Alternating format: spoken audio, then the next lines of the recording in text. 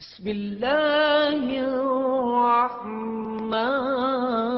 الرحیم۔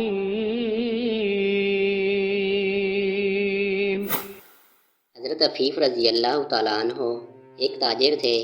ان کا بیان ہے، اسلام قبول کرنے سے بہت پہلے میں ایک مرتبہ حج کے لیے آیا۔ تجارت کا کچھ مال خریدنے کے لیے میں عباس ابن عبد المطلب کے پاس گیا۔ وہ میرے دوست تھے اور یمن سے اکثر عطر خرید کر لاتے تھے، پھر حج کے موسم میں مکہ میں فروخت کرتے تھے۔ میں ان کے ساتھ منا میں بیٹھا تھا، ایک نوجوان آیا۔ اس نے غروب ہوتے سورج کی طرف غور سے دیکھا۔ اب اس نے دیکھ لیا کہ سورج غروب ہو چکا ہے تو اس نے بہت اہتمام سے وضو کیا، پھر نماز پڑھنے لگا، یعنی کعبہ کی طرف منہ کر کے۔ پھر ایک لڑکا آیا جو بالغ ہونے کے قریب تھا، اس نے وضو کیا، وہ اس نوجوان کے برابر کھڑے ہو کر نماز پڑھنے لگا۔ پھر ایک عورت خیمے سے نکلی اور ان کے پیچھے نماز کی نیت باندھ کر کھڑی ہو گئی۔ اس کے بعد میں ان نوجوان نے رکوع کیا تو اس لڑکے اور عورت نے بھی رکوع کیا۔ نوجوان نے سجدے میں گیا تو وہ دونوں بھی سجدے میں چلے گئے۔ یہ منظر دیکھ کر میں نے عباس بن عبد المطلب سے پوچھا، عباس، یہ کیا ہو رہا ہے؟ انہوں نے بتایا، یہ میرے بھائی عبداللہ کے بیٹے کا دین ہے۔ محمد صلی اللہ علیہ وآلہ وسلم کا دعویٰ ہے کہ اللہ تعالیٰ نے اسے پیغمبر بنا کر بھیجا ہے۔ یہ لڑکا میرا بھتیجا ہے، علی ابن ابی طالب، اور یہ عورت محمد صلی اللہ علیہ وآلہ وسلم کی بیوی خدیجہ ہے۔ یہ عفیف قندی رضی اللہ تعالیٰ عنہ مسلمان ہوئے تو کہا کرتے تھے، کاش اس وقت میں ان میں چوتھا آدمی ہوتا۔ اس واقعے کے وقت غالباً حضرت زید بن حارثہ اور حضرت ابوبکر صدیق رضی اللہ تعالیٰ عنہ وہاں موجود نہیں تھے، اگرچہ اس وقت دونوں مسلمان ہو چکے تھے۔ حضرت زید بن حارث رضی اللہ تعالیٰ عنہ غلاموں میں سب سے پہلے ایمان لائے تھے۔ یہ حضور اکرم صلی اللہ علیہ وآلہ وسلم کے آزاد کردہ غلام تھے۔ یہ حضرت خدیجہ رضی اللہ تعالیٰ عنہ کے غلام تھے۔ شادی کے بعد انہوں نے حضرت زید بن حارثہ رضی اللہ تعالیٰ عنہ کو آپ صلی اللہ علیہ وآلہ وسلم کی غلامی میں دے دیا تھا۔ یہ غلام کس طرح بنے، یہ بھی سن لیں۔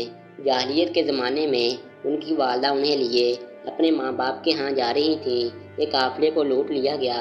ڈاکو ان کے بیٹے زید بن حارث رضی اللہ کو بھی لے گئے، پھر انہیں عکاظ کے میلے میں بیچنے کے لیے لایا گیا۔ ادھر سیدہ خدیجہ رضی اللہ عنہا نے حکیم بن حزام رضی اللہ تعالیٰ عنہ کو میلے میں بھیجا۔ وہ ایک غلام خریدنا چاہتی تھیں۔ آپ حکیم بن حزام کو بھی کی پھوپھی تھیں۔ حکیم بن حزام رضی اللہ تعالیٰ عنہ میلے میں آئے تو وہاں انہوں نے زید بن حارث کو بکتے ہوئے دیکھا۔ اس وقت ان کی عمر 8 سال تھی۔ حکیم بن حزام رضی اللہ کو یہ اچھے لگے، چنانچہ انہوں نے سیدہ خدیجہ رضی اللہ عنہا کے لیے انہیں خرید لیا۔ حضرت خدیجہ رضی اللہ عنہا کو بھی یہ پسند آئے اور انہوں نے انہیں اپنی غلامی میں لے لیا، پھر نبی کریم صلی اللہ علیہ وآلہ وسلم کو ہدیہ کر دیا۔ اس طرح حضرت زید بن حارث رضی اللہ عنہ آپ صلی اللہ علیہ وآلہ وسلم کے غلام بن گئے۔ پھر جب آپ صلی اللہ علیہ وآلہ وسلم نے اسلام کی دعوت دی تو فوراً آپ پر ایمان لے آئے۔ بعد میں حضور صلی اللہ علیہ وآلہ وسلم نے انہیں آزاد کر دیا تھا، مگر یہ عمر بھر حضور صلی اللہ علیہ وآلہ وسلم کی خدمت میں رہے۔ ان کے والد ایک مدت تک ان کی تلاش میں تھے۔ کسی نے انہیں بتایا کہ زید مکہ میں دیکھے گئے ہیں۔ ان کے والد اور چاچا انہیں لینے فوراً مکہ معظمہ کی طرف چل پڑے۔ مکہ پہنچ کر یہ آپ صلی اللہ علیہ وآلہ وسلم کی خدمت میں حاضر ہوئے۔ آپ کو بتایا کہ یہ زید ان کے بیٹے ہیں۔ ساری بات سن کر آپ نے ارشاد فرمایا، تم زید سے پوچھ لو، اگر یہ تمہارے ساتھ جانا چاہیں تو مجھے کوئی اعتراض نہیں، اور جہاں میرے پاس رہنا چاہیں تو ان کی مرضی۔ زید رضی اللہ تعالیٰ عنہ سے پوچھا گیا تو انہوں نے نبی کریم صلی اللہ علیہ وآلہ وسلم کے ساتھ رہنا پسند کیا۔ اس پر باپ نے کہا، تیرا بڑا ہو زید، تو آزادی کے مقابلے میں غلامی کو پسند کرتا ہے۔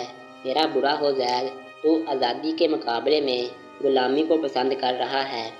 جواب میں حضرت زید رضی اللہ عنہ نے کہا، ہاں، ان کے مقابلے میں میں کسی اور کو ہرگز نہیں چن سکتا۔ آپ نے حضرت زید رضی اللہ عنہ کی یہ بات سنی تو آپ کو فوراً حجر اسود کے پاس گئے اور اعلان فرمایا، آج سے زید میرا بیٹا ہے۔ ان کے والد اور چاچا مایوس ہو گئے، تاہم نبی کریم صلی اللہ علیہ وآلہ وسلم نے انہیں اجازت دے دی کہ وہ جب چاہیں زید سے ملنے آ سکتے ہیں۔ چنانچہ وہ ملنے کے لیے آتے رہے تو یہ تھے حضرت زید بن حارث رضی اللہ تعالیٰ عنہ، جو غلاموں میں سب سے پہلے ایمان لائے۔ حضرت زید واحد صحابی ہیں جن کو قرآن کریم میں نام لے کر ذکر کیا گیا ہے۔